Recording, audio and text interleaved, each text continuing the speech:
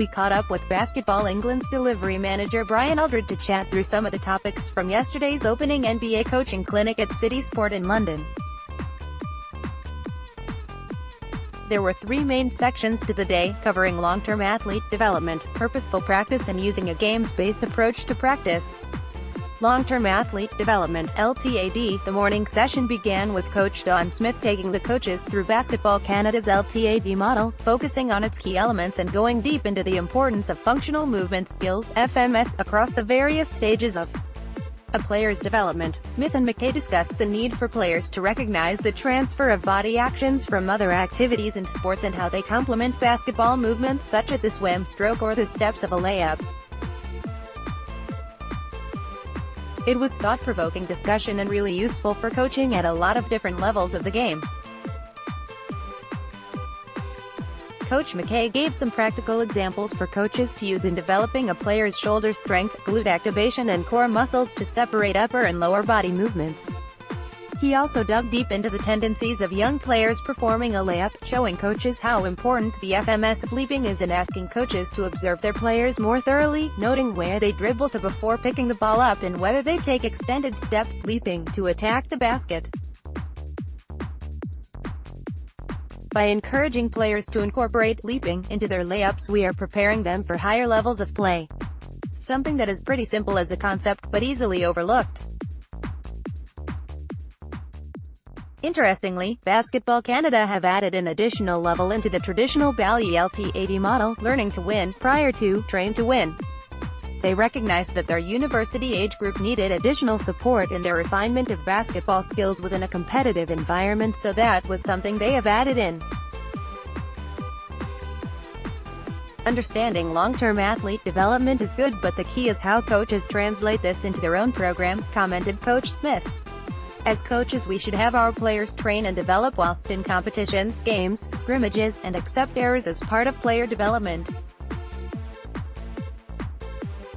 You need to have the end in mind, but not being too concerned with the outcome or result of a game. Purposeful practice. Coach Smith and Coach McKay kicked off the afternoon by introduced a few simple coaching practices to assist with players' understanding within drills and practices to assist in the coach-player relationship. Ensuing, both are getting the most out of practice, assess the player's readiness, test it and check their preparation. Building in prior knowledge will have them engaged in as a key learning mechanic.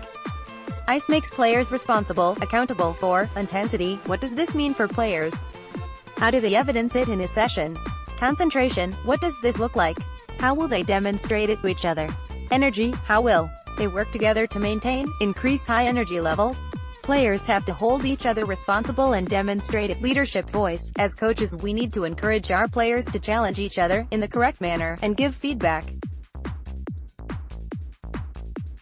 Agree. Players agree to provide statements and communicate.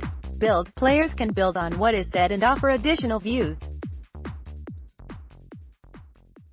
Challenge. Players can challenge what is said in a constructive and respectful manner. Depth. Can we dig deeper as a group on what has been said? TLC. With your drills in practice, drills can be split into three main areas and should be labeled as such in a coaching plan. Are drills based on teaching, commonplace in every basketball session? Stopping a drill and correcting the learning is absolutely fine, but spend too long on breaking down teaching points and you'll lose your players due to the session's stop-start nature. Learning involves coaching on the fly, allowing activity to continue whilst you as a coach inform, critique and progress the player's execution in the flow of the drill. This gives players the opportunity to correct, improve certain aspects themselves. Competition, games-based learning, but this means you need to referee. As coaches, we need to decide in our planning which heading our drill activity falls under so we can allocate roles to our assistant coaches. Your assistants don't need to treat a drill in the same way you are treating it. Sometimes it's necessary to have a mix. Loading. The concept of loading a drill was explored and how we, as coaches, should ensure key elements become behaviors during practice.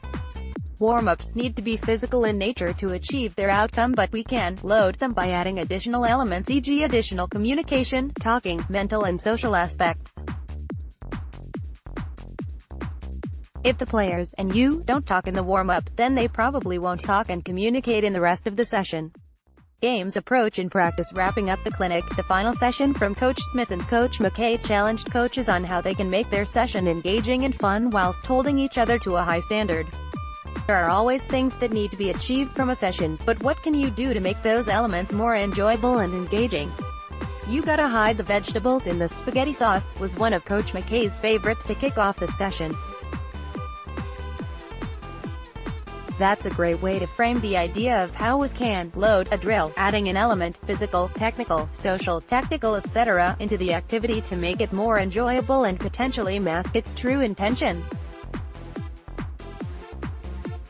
Coach McKay also suggested that players must solve problems in practice, and as coaches we provide the environment and opportunities for them to solve problems both individually and as a team.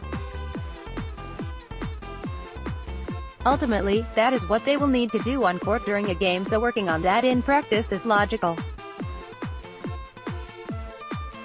Another interesting takeaway from the session was Coach McKay's point on coaches challenging themselves to really describe what went well or which component needs reviewing in your feedback to players after a drill, play or activity. Finally, Coach McKay had an interesting concept during training sessions on player rotations in drills and plays. "I don't make subs in practice. The players that play in practice will play in the game. The theory is based on who wants to play. Who is showing me that as a coach? Let the players dictate their playing time by what they show in drills and training to compete." Finally, throughout the session it was clear how much emphasis Coach McKay placed on focusing players' minds to communicate properly and have breakdown conversations linked to ABCD points above. Understanding and communicating that understanding is key. There are 2 further coaching clinics planned for this week, one tonight, Monday 14th, and tomorrow, Tuesday 15th, and we'll have more from Brian after each one to discuss everything covered.